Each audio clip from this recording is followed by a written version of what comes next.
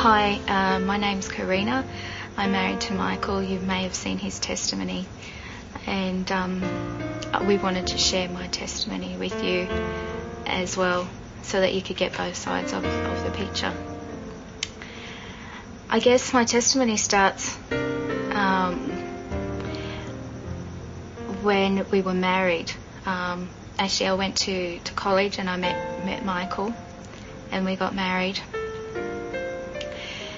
And up until this time, I had thoughts or memories of things that had happened in my childhood, but instead of realising them for what they were, I would block them out, push them out of my mind and not think about them.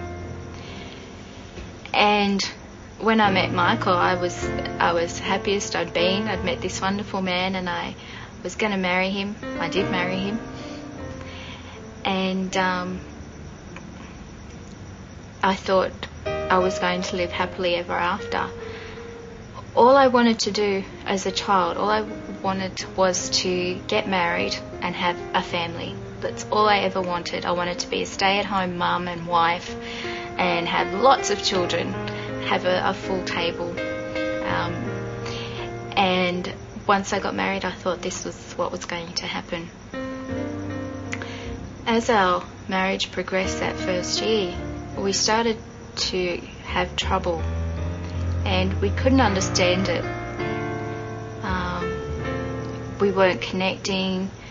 I'd shut myself off and found it hard to respond to Michael intimately. And we just put it down to being different, having different libido.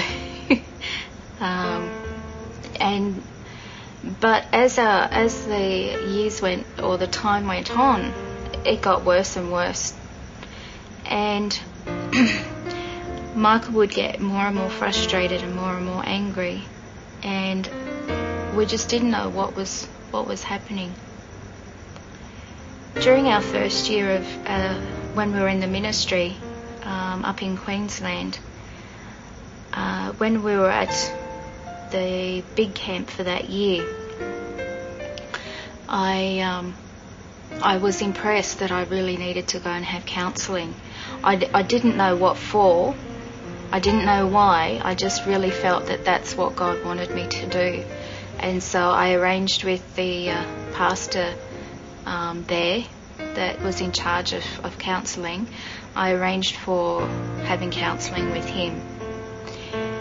And we made appointments and we travelled from Toowoomba down to Brisbane once a week for counselling sessions. Just before Christmas, the counsellor asked me to read a book, Love is a Choice. And then we had a break for the Christmas season, and I wasn't due to see him until after Christmas. And just before we came down to Sydney to have Christmas with the family, I'd got to the chapter in the book that talks about abuse, and it talks about the 5 different types of abuse. And as I went down the list, I realised that in one way or another, each one applied to me. I felt abused spiritually, I felt abused mentally, I felt abused emotionally. But when I got to the bottom of the list, the bottom just fell out of my world. It was sexual abuse. And it hit me that all these flashbacks that I'd been having all my life I was realising them for the first time for what they were. And it was that I had been abused as a child. For 2 years we lived down in near Nowra, and it was while we were living here that I had been abused as a child. And when I say the bottom fell out of my world, that was my first breakdown. had an emotional breakdown where I couldn't function. All I could do was just sit and do nothing but watch TV to medicate the pain. It was just so intense that all I wanted to do was shut it out, to try to avoid facing up to it because it hurt so much. When we came down here for Christmas, just the morning before we returned back to Queensland was the time that I chose to tell Mum and Dad what had happened. And it's got to be one of the hardest things I've ever had to do, was to say to Mum and Dad that I had been abused. And I remember just looking at my mum's face and seeing the devastation that was written there. And the words that she had actually said was, "Oh, I really thought that was one thing I'd kept you children from, that I'd been thanking God that had never happened to you." And so now, the bottom had fallen out of her world too, and she has struggled to deal with this as well. When we returned to Queensland and we returned to the counsellor there, by this time I'd built up a rapport with him, but this was something that was out of his league, and so he then passed me or referred me on to a lady counsellor. And I know that God brought her into our life. She was such a godly woman, and she let God speak through her to help counsel not only me but Michael as well. She herself had been abused, and she was an abuse counsellor, and she helped to put some of the pieces back together in my life.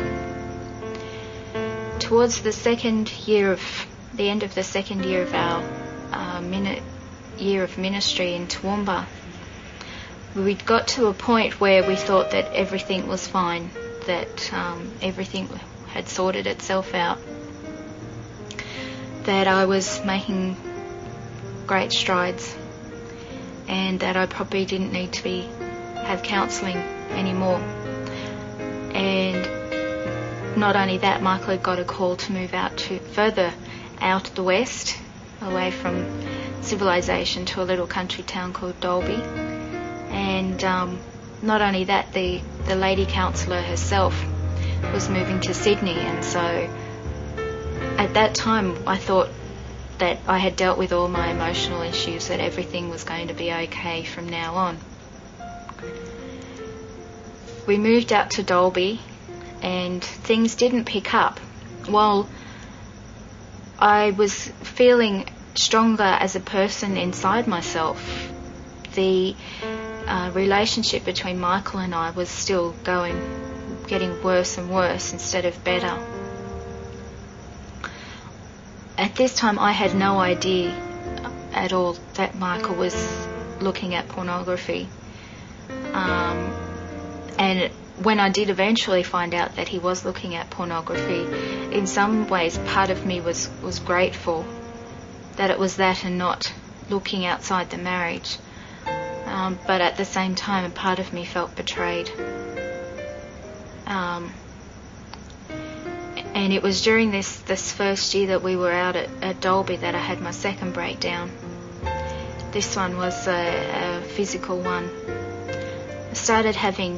I had started having panic attacks during the course of counselling, but hadn't really seen them for what they were. And gradually they got worse and worse while we were at Dalby, until I finally had this other breakdown. Now all this time I really didn't want to go on medication. There was one point where I even cried on Michael's shoulder and saying, I don't want to have medication. I don't feel like that's where I want to end up. And at that time, people with mental problems or emotional problems like this were looked down upon. And at that time, I felt that I could end up in for want of a better word, an asylum or a hospital. And I didn't want this to happen, but when I had this big panic attack and this breakdown, I just had to go on medication. Michael had to take me to the doctor and put me on tablets. And the doctor, being in a country town, didn't really know how to diagnose or treat panic attacks. And so she gave me some tablets and said, try these. And it was a Friday or a Thursday or a Friday, and Michael was due to go to one of his churches and that Sabbath, and I said, look, please don't go, don't leave me, I just cannot be by myself. And so he stayed with me. By the time the weekend was over, we noticed no difference in the tablets. They hadn't done anything at all, so I went back to the doctor on the Monday. On that Monday, the doctor said, I can't give you any more tablets or any different tablets until you go cold turkey off these ones and they go out of your system, and then we can start you on the next course of medication. That night was one of the worst nights of my life. I went through withdrawals, and it was a horrible feeling.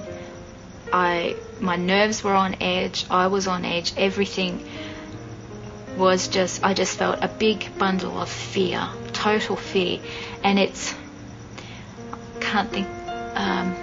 there's no reason for it, there's no cause to feel afraid, you can't explain it, but you just feel such an intense fear inside you. And this is how I felt. And I went to bed that night and I tried to sleep, and I slept until about 2 o'clock in the morning, and I woke up absolutely terrified, and I couldn't explain it. And during this time I was praying, and I prayed even harder and harder, and I said, Lord, I can't handle this, I can't deal with this, please help me. And I felt like I had no response, and I just said to Michael, I said, I just can't deal with this anymore, I don't know what to do. And so he took me up to the hospital to see what they could do. And being a small country town, they didn't really know what to do and just sent us home again. I was just too overwrought to go back to bed, so I said to Michael, you go back to bed, there's no point both of us not sleeping. And I made a bed for myself in the lounge room, and I tried to get some sleep. And I really felt the darkness pressing in. I really felt that there was something in the blackness of the night that was out to get me, that was just pressing in on all sides. And I couldn't get to sleep, and I was feeling such fear, until finally I just prayed. And I said, Lord, I can't handle this anymore. I cannot do this on my own. Please help me. And there was just this warm peace that flooded through me and over me. And it wasn't long before I fell asleep. And I slept then until Michael woke up in the morning and woke me up.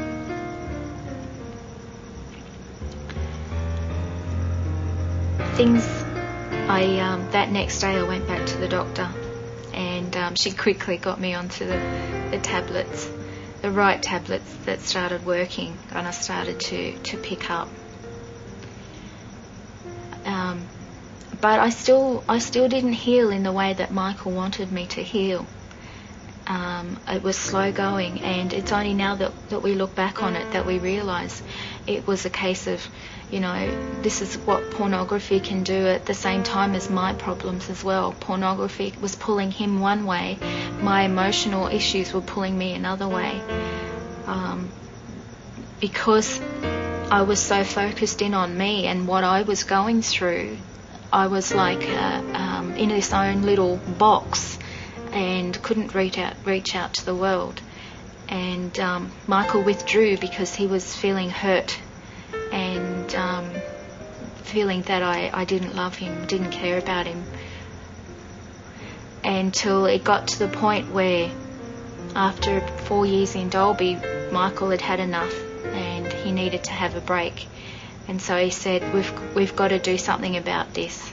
And we packed everything up and moved back to Sydney to be around family. He was hoping that would help me a lot to heal. But it didn't. And so he would pray and I would pray. All this time we would be praying to find answers, and step by step we would get answers. Little by little we would grow each step of the way. But I don't think it was happening fast enough for Michael. And I didn't know this, but Michael was able to track down my counsellor that I had been seeing in Queensland, and I'm sure that it was God behind it. But he was able to find Beryl and able to arrange with her for me to come and see her and have more counselling to find out what else was there inside me that needed dealing with. And so we started seeing Beryl again. And it was during this time that I started to think to myself, this problem can't be all my problem. There has to be another side to it. There has to be, Michael needs to take responsibility for his part in it as well. But I didn't really say that to him, but I thought that and I felt that. And it wasn't long after I started thinking and feeling that he did. He started to realise the damage that some of the things he'd been saying had caused. And it was then that, when you'll hear in his testimony, that he gave me to the Lord and told the Lord that I was his problem and he could deal with it. And it was when he had done that our relationship really started to heal and really started to grow. And I hadn't even known that. It was only a little while later that I heard that he had done this, and I was so grateful, because all through our marriage I'd been living on this seesaw. Will Michael stay? Won't he stay? Will he stay? Will he go? And I was always at the back of my mind stressed and worried that he would have an affair, because it was possible. And thank the Lord that he never did. I'd like to say that I've been healed, but I haven't been totally. But just last year I was anointed. The panic attacks had been coming back and were getting quite serious, quite bad again. And I didn't know what to do. I tried medication. The medication it was working, but the doctor didn't want me to keep up in taking more of it because we were slowly trying to get it down. And I was praying about it, but I still felt really afraid. And so I had Sam, our pastor, come and visit, and he suggested anointing. And I thought anointing was only for terminally ill people, but I was reassured that no, it's for anyone who feels they need it. And one thing that really stuck out to me was that Sam said, now once you are anointed, you have to step out in faith. You have to put that first foot forward. You see, my fear had kept me from doing a lot of things. It shut me away from the world. It stopped me doing things that normal people would do. I never drove a car, never got my license, things like that. And so Sam had said to me, you're going to have to step out in faith. So I was anointed one Sabbath after church. And the week leading up to it, I looked in the Bible and found all these verses about faith. Perfect love throws out fear, which is what I wanted to get rid of, and texts like this. And I imagined to myself that it was like stepping off a cliff, not being able to see a bridge there or anything there, but knowing there is something there and having that faith and ability to take that step, trusting that God would take you through. And this is what kept me going. And so after the anointing, I took that step and I worked at getting my license, and I got my license. I'm now driving, and since that was about August, I think, last year, and since then I'm a much stronger person. I was rebaptized early this year, and I really felt that it was a symbol that I could put my old life, my whole past behind me, start afresh and move on. And I know that every step of the way that God has been beside me. And one of the things that has always helped me, that I've always pictured in my mind, was we were all on a journey, and it's like a trail or a bush track going up a mountain, because the journey that we take is not easy. Life was never meant to be easy. And sometimes the road is smooth and flat and it's easy going, and other times there's rocks or barriers in the way.